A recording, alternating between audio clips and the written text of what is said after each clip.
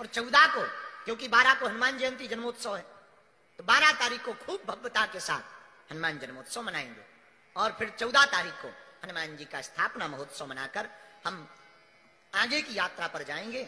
जय श्री राम, जय बागेश्वर धाम। बागेश्वर धाम सरकार, पूज्य सरकार, वह 14 अप्रैल के बाद पूज्य सरकार कहीं अज्ञात जगह पर जा रहा है। कहां पर जा रहा है तो वीडियो में आप एंड तक बने रहे। चैनल पे नए आए तो प्लीज चैनल को सब्सक्राइब कर ले और बेल आइकन जरूर प्रेस कर ले, जिससे कि हर वीडियो का नोटिफिकेशन आप तक पहुंच सके। तो बागेश्वर धाम सरकार, पूज्य सरकार, भीमंडी महाराष्ट्र में भव्य और दिव्य श्रीमद भागवत कथा सभी भक्त और एक और सबसे ज्यादा, क्योंकि बागेश्वर धाम सरकार, पूज्य सरकार 2 दिनों तक लगातार दिव्य दरबार लगा रहे हैं। कल का दिव्य दरबार लग चुका है और हो सकता है आज पूज्य सरकार दिव्य दरबार लगाए। यदि आज का कैंसिल होगा तो वह 10 तारीख को, मतलब कल दिव्य दरबार पूज्य सरकार लगाएंगे, क्योंकि बागेश्वर धाम सरकार गुरुदेव जी महाराज जी विगत बम्बई महाराष्ट्र के भक्तों के लिए पूरे 1 साल के बाद दिव्य दरबार, वो भी इतनी ज्यादा बहुमूल्य खुशी, क्योंकि लगातार कथा में तो पूज्य सरकार 1 दिन का दिव्य दरबार लगाते, परंतु 2 दिन का दिव्य दरबार वह भीमंडी महाराष्ट्र में क्यों लगा रहा है, इसका भी मुख्य कारण है पूज्य सरकार को धमकी मिली थी,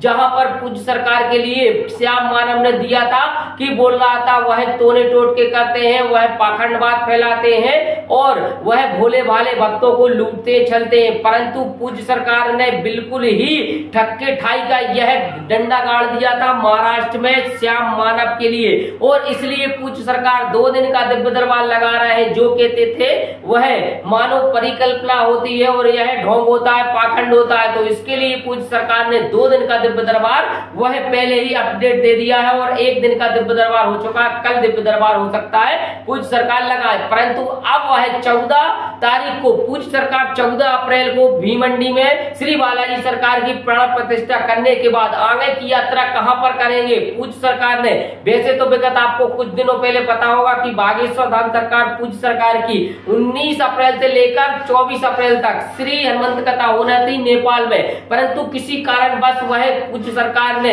अभी तक तो यह जानकारी हमें हो रही थी कि वह कथा स्थगित हो गई, परंतु हो सकता है, इसका भी मैं अभी पुष्टि नहीं करता, हो सकता है कि पूज्य सरकार अब वह पुनः वह पूज्य सरकार नेपाल जाए और नेपाल में श्री हनुमंत चरित्र सभी भक्तों के लिए, क्योंकि वह बागेश्वर बालाजी सरकार के सबसे ज्यादा प्रिय और सबसे ज्यादा वह चाहने वाले हैं, तो वो है नेपाल के भक्त, क्योंकि ऐसी कोई कथा नहीं, ऐसा कोई दिव्य दरबार नहीं जहां पर बागेश्वर बालाजी सरकार के भक्त, अनन्य भक्त, नेपाल के भक्त ना पहुंचे, तो ऐसा तो कोई पॉसिबल हो ही नहीं सकता। तो पूज्य सरकार की यह श्री हनुमंत कथा में सबसे ज्यादा यदि नेपाल वालों को खुशी होगी, तो पूज्य सरकार यदि कथा करेंगे तो बहुत ही खुशी होगी, क्योंकि बागेश्वर धाम सरकार, पूज्य सरकार के मुखारविंद से कथा सुनी हुई सबसे ज्यादा, सबसे सरल और सबसे सुगम वह अपने मुखारविंद से सुनाते हैं और साथ ही साथ उन भक्तों के लिए प्रेरित करते हैं जो बागेश्वर बालाजी सरकार से जुड़े नहीं है, जो बागेश्वर बालाजी सरकार के दिव्य चमत्कार को नहीं मानते, उनको सबसे पहले जोड़ेंगे। और साथ ही साथ पूज्य सरकार का वहां पर दिव्य दरबार भी 1 दिन का लगाया जाएगा, परंतु अभी फिलहाल में पूज्य सरकार के मुखारविंद से कुछ दिनों से हम सुनते आ रहे हैं कि कथा स्थगित हो गई, परंतु पूज्य सरकार हो सकता है करें, हो सकता है ना करें और किसी अज्ञातवास में जाए। तो यह वीडियो आपको नेक्स्ट वीडियो बताऊंगा कि बागेश्वर धाम सरकार, पूज्य सरकार कहां पर जा रहा है। इसी के साथ सभी को जय श्री राम, जय बागेश्वर धाम।